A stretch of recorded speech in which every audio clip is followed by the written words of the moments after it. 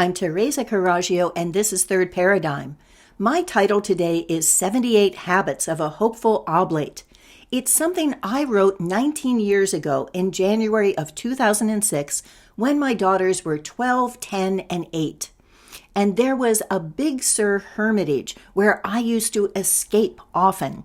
It's called the New Commodales, and it is right across from Esalen on the edge of a cliff overlooking the ocean.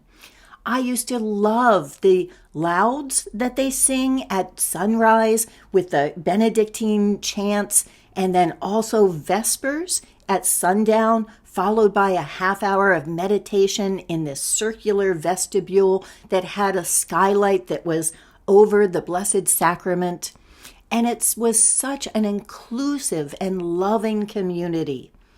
So there is something called a year of discernment that you do in order to become an oblate, which is sort of a lay monk, or as I used to call it, a closet monk, someone who is taking those habits of meditation and putting them out into the world.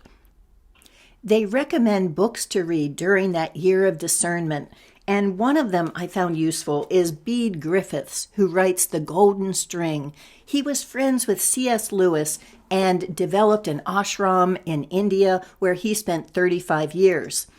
And then I also liked Bruno Barnhart, who is one of the monks who was at the Hermitage. And in Second Simplicity, he talks about the inner shape of Christianity and writes about the masculine and the feminine as part of this unitive reality. So during that year, they encourage you to develop your own practices and your own readings and meditations.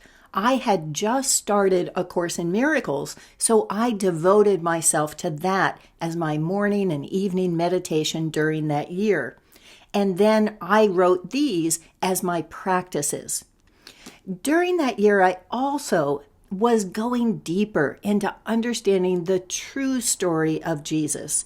And eventually that created too much cognitive dissonance for me, where it became too hard to go and listen to hymns of praise to someone where I knew that scripture didn't live up to the love and forgiveness that the monks had projected onto it. And so I decided that I would become a gyrovague and a wandering monk and not have that as my spiritual home. But it is a very special place. I think it is a vortex, somewhere that instead of going the long way around a spiral, it seemed like I could jump levels. And there was a revelation that would happen. And some of my most profound spiritual experiences have been there. So let me read you my practices, and I hope that they will resonate with you for 2025. To begin, 1. Make yourself useful. 2. Leave every place you are a little better than you found it. 3. Take small steps. Going the wrong way faster doesn't help. 4. Find the questions, and the answers will be self-evident. 5. Cultivate your desire for the things you have. Develop an appetite, revel in anticipation, covet your partner. 6. Miss your own company. Guard your time alone like a jealous lover. Self-awareness. 1. Never swallow a philosophy that's bigger than your head. 2. Love isn't blind. Only love sees. To love you is to know you. 3. Like Thich Nhat Hanh, make not your middle name. 4. We're all perfect instruments in God's motley orchestra. Play yourself. 5. Reality exists. Face it. The place beyond your worst nightmare might be better than you've ever dreamt. And 6. You are the missing puzzle piece. Find your shape between the things that engage you. Snap in. The world is waiting for you to complete it. Marriage. 1. Remember that you're both doing the best that you can. 2. Accept your sacred mission to break the cycle of marital bickering and free all sentient beings from its grip. 3. Estrangement is like snow falling between houses. At first, you're just too comfortable to go out and sweep. After a while, it covers the door and you can't get it open again. 4. When someone has seen you day in and day out of sorts and out of shape, snotty, smelly, cranky, disheveled, distempered, and distraught, yet still finds you attractive, celebrate. 5. Don't expect someone to read your mind. It's really better that they can't. 6. Be a divine prostitute. Before a date, donate a chunk of change to charity. Then think of yourself as a hooker for peace and be worth it. Body and soul. 1. You're better than perfect. Perfect is boring. 2. Imagine your day as a choreographed dance. Let the spinning hold you steady. 3. Do one thing at a time and nothing whenever possible. You are starved for attention. Give it to yourself. 4. Make your clothing into a habit. Wear the same thing 5 days in a row. Someone has to lower the standards. 5. Picture your soul as a drop that holds the whole ocean. The ego is a skin that keeps you small. Trick the ego. Evaporate. And 6. Create a time or a place for quiet and a time or a place for conversation. Without quiet, you have nothing to bring to the conversation. Work. 1. Make a living, not a killing. 2. What you do matters little. Why you do means everything. 3. Be yourself when you grow up. 4. Look for your job to give you a paycheck, not meaning. Meaning is what you do with your paycheck. 5. Organizing and cleaning are holy activities. Grant yourself some indulgences. 6. It's difficult to see that the emperor has no clothes when we're all employed as court tailors. Community. 1. The person you can't learn from is the person you are not qualified to teach. 2. Anger's a muscle that grows stronger when exercised. So is forgiveness. 3. Ability equals responsibility. More than your share is almost enough. 4. Give those with the answers important jobs to keep them out of the way. 5. Find out the name of every person who waits on you, cleans up after you, or serves you.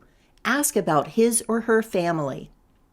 And 6. Start every conversation with a compliment, follow with a question, and then an opinion if you must. Kids. 1. They're all your children. 2. Kids appreciate what they've earned and respect those who respect themselves. Insist on reciprocity. 3. If you water the shallow roots, the taproot won't go deep. Limit media. 4. We all start out egocentric. It takes learning to be self-centered. 5. Competition isn't healthy, even for the winners. And 6. At bedtime, answer 4 questions. What did someone do nice for you today? What did you do kind for someone else? What didn't go the way you meant it to that you might feel sorry for? And last, who would you like to forgive? Food. 1. Once a day become hungry. Stay with it a while in communion. 2. Get friendly with farmers and ranchers. Come the collapse of the empire, they'll be the people to know. 3. When thanking God for your food, remember that God took the shape of the farm worker. Hope the immigration police leave God alone tonight. 4. Don't let the serpent of bottled water tempt you to care less about clean water. 5. Ingest as little suffering as possible, from the lives of the animals to the treatment of the workers to the health of the soil. What you eat is what you do. And 6. Run out of things so nothing's taken for granted. Let the house go hungry and dance at your return from the grocery store.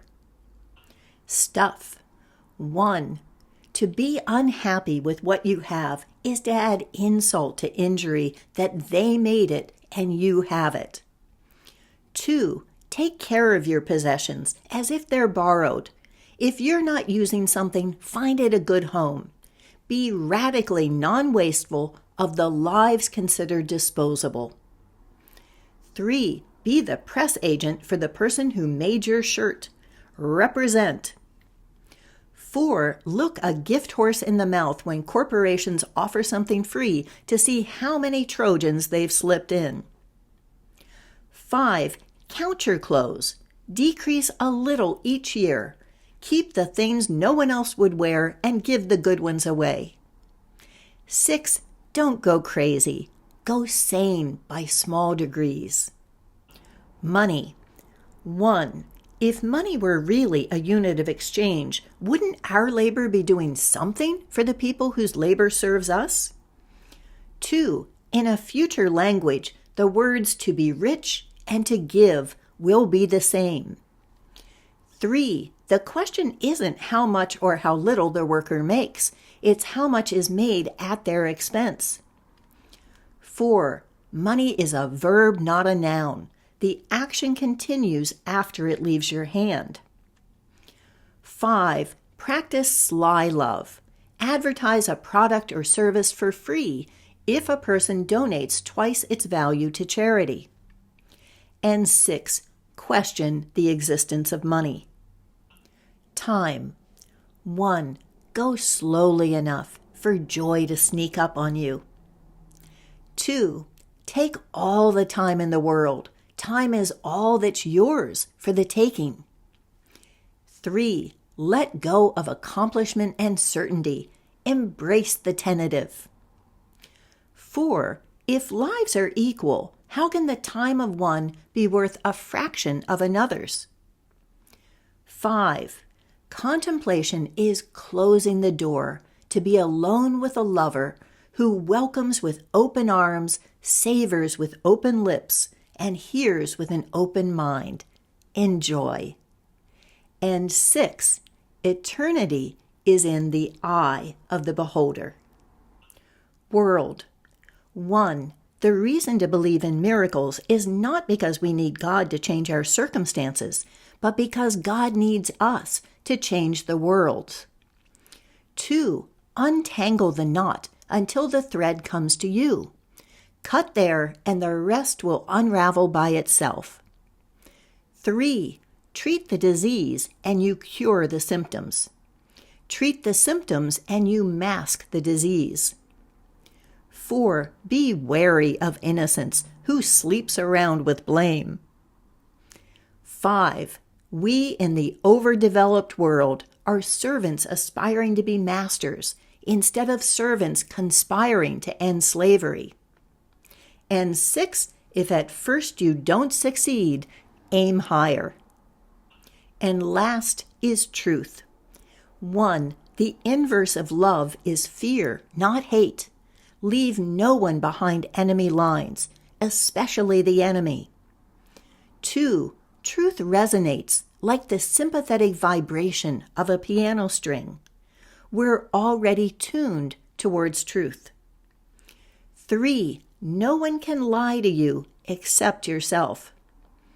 4, create your own religion so you won't have to borrow empty-handed.